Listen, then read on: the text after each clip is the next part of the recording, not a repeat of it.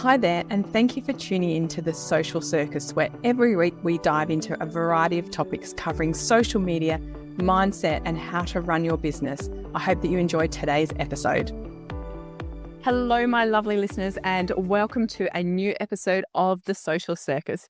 Today, I am really thrilled to be speaking to a lovely lady who I think paves the way in doing business her way. So I'm so excited to welcome Bianca from Indigo Tax.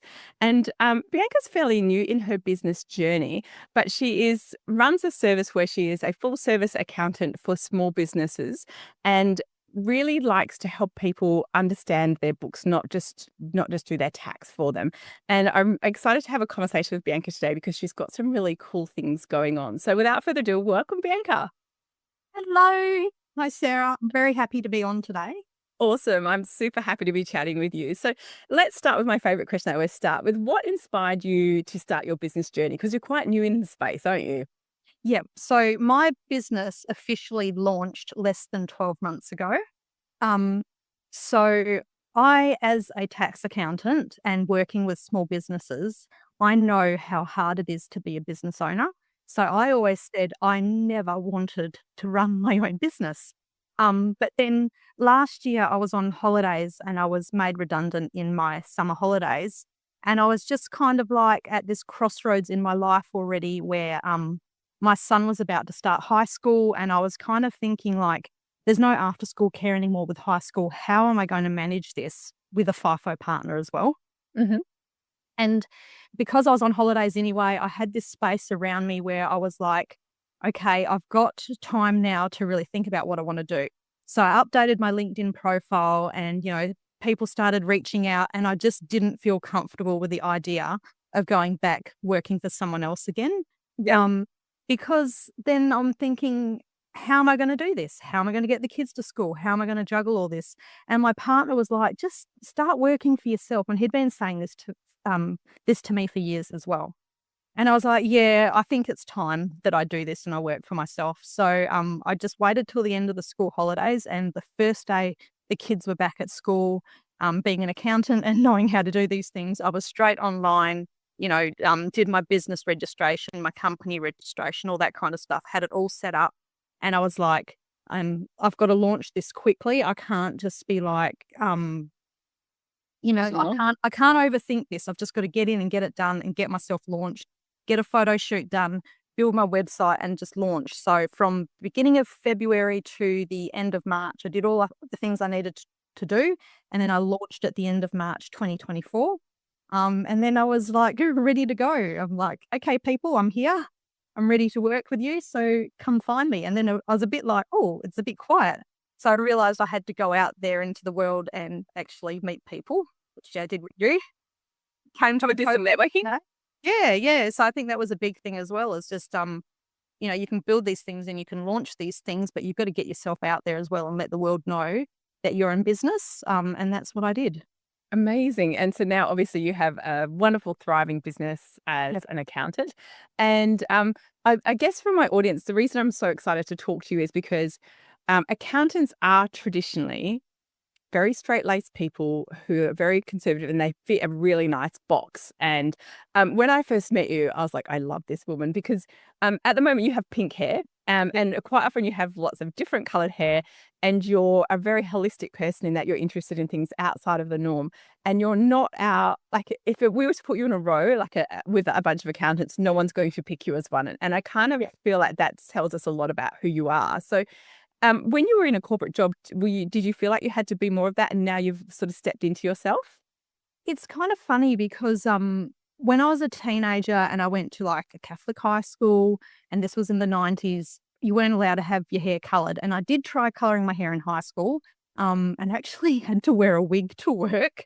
So I did dabble with it in my teen years. And then I kind of like, just grew up a little bit and I was out, working the corporate jobs and doing all that kind of stuff and fitting that role.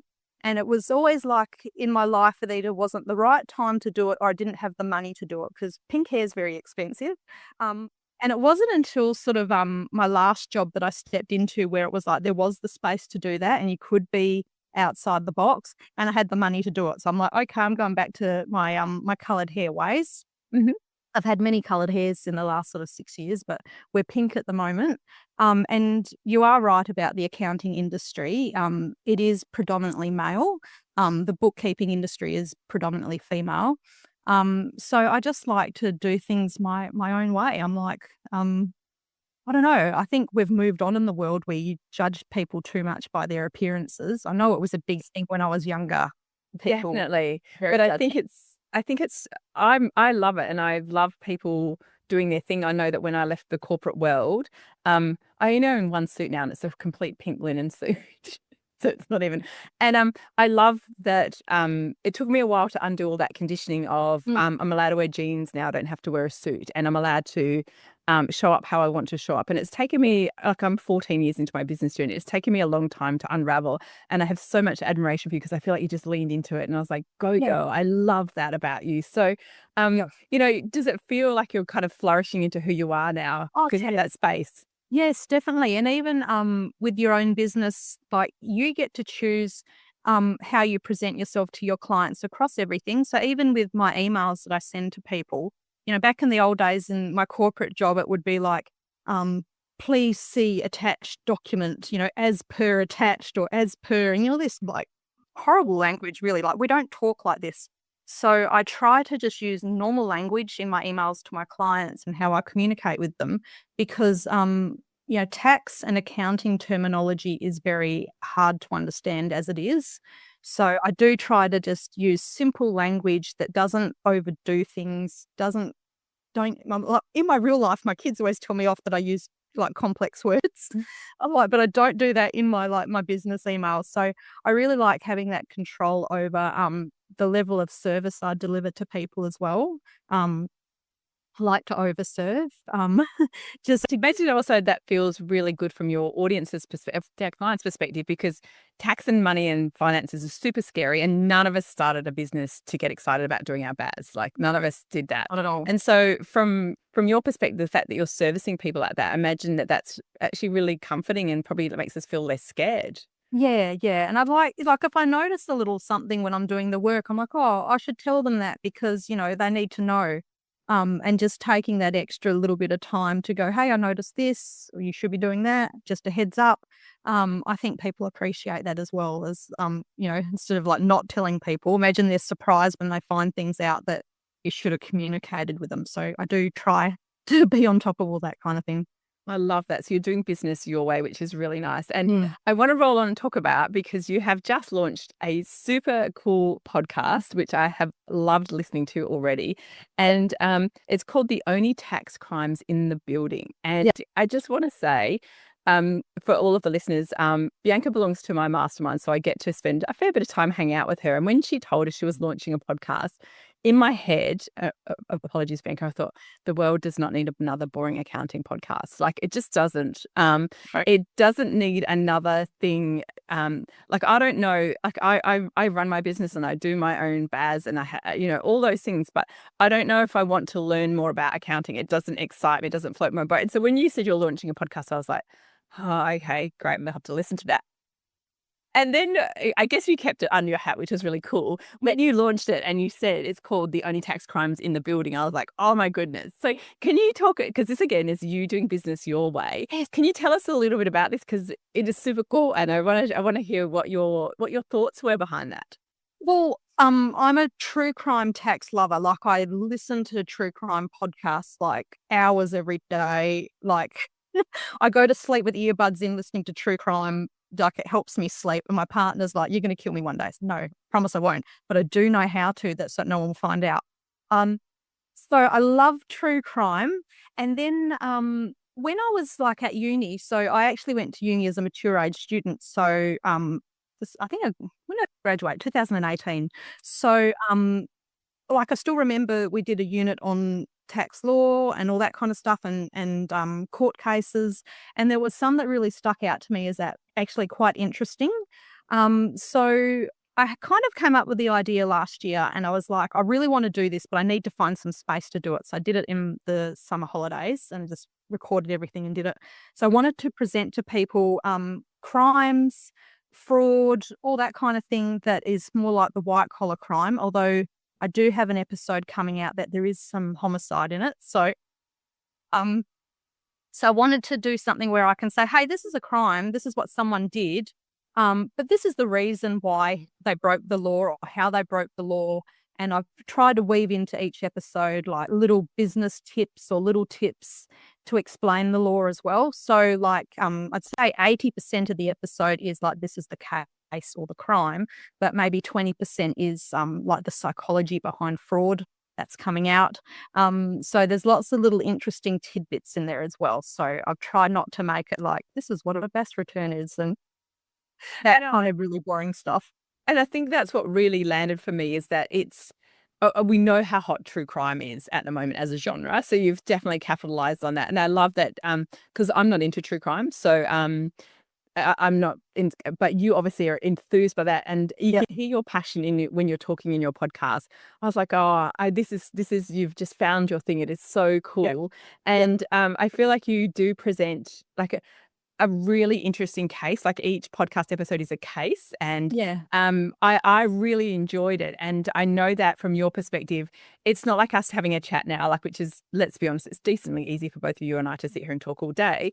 Your episodes actually took a fair bit of work in terms of research, didn't it? Yeah. So that's why I did it on my summer break, and I put that in quotation marks because I actually had to dig back into my university brain and go back and look at some court cases and stuff.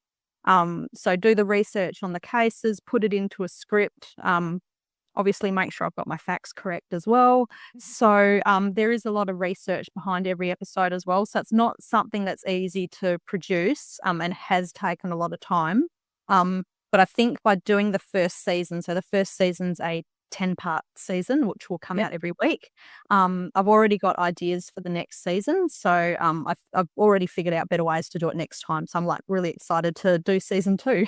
Yeah. And from your perspective, has it been everything that you hoped for? Because I know that you wanted to create something unique and interesting. And how do you feel like bringing it all together? Because obviously we have a vision when we create something. And then when you actually get down to the nitty gritty, like when you launched it, did you think this is exactly what I hoped for? Is it better? Or how do you feel about it? Yeah. I had a friend produce the music for me, and I went to her with my idea for the music. And when she delivered it to me, I had goosebumps. I'm like, oh my God. I'm like, this is so cool. I love like the music. And then when I put the music in with everything and listened to an episode, I was like, oh my God, I've like created a podcast. And I'm such a big consumer of podcasts that I'm like so excited with what I've done. But then also I'm like, I can do this better next time as well.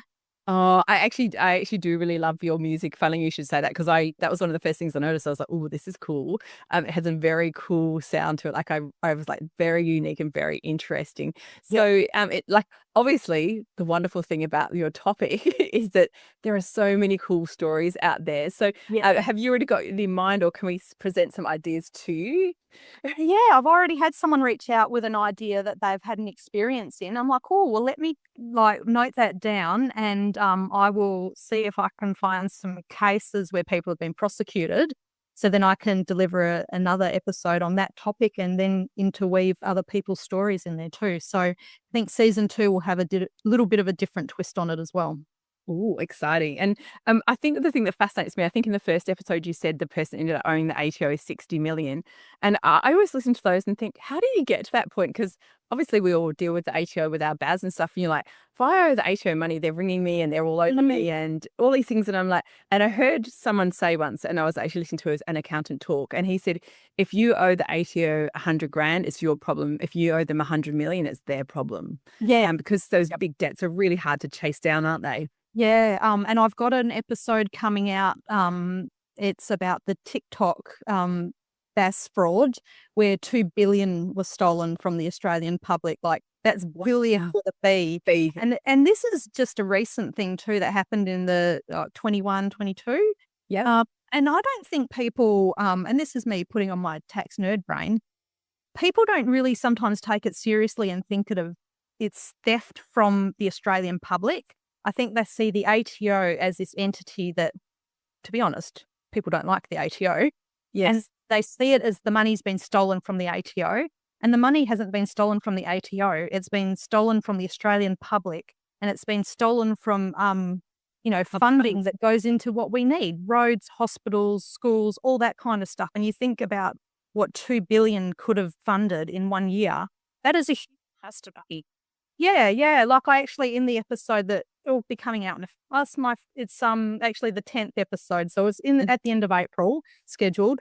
I actually put into the episode, like, this is what $2 billion funds. So, and these people that stole this money, it wasn't even like, hey, I need some money to pay my mortgage, I'm broke. It was like shopping trips, holidays, the ex, living their best life. But yeah, they're living their best lives, and we're all the mugs that are like paying our taxes and not ripping off the country. So yeah, I've just tried to put it in that perspective as well, to try and sort of reframe how people think about tax fraud and white collar crime as well.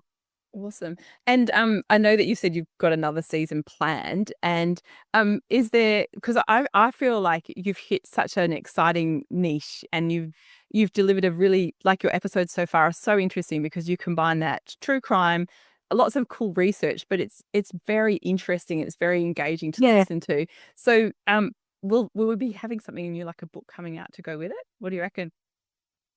Well, I just had an article published today on a website, so who knows? Maybe my writing career can take off as well. Oh, that's so exciting. And I guess if Bianca could see you from, let's say, 2 years ago when you were still in your corporate role and as an accountant, and where you are now, how do you think she would feel? Oh, I think she'd be shocked because, first of all, I said I would never start my own business.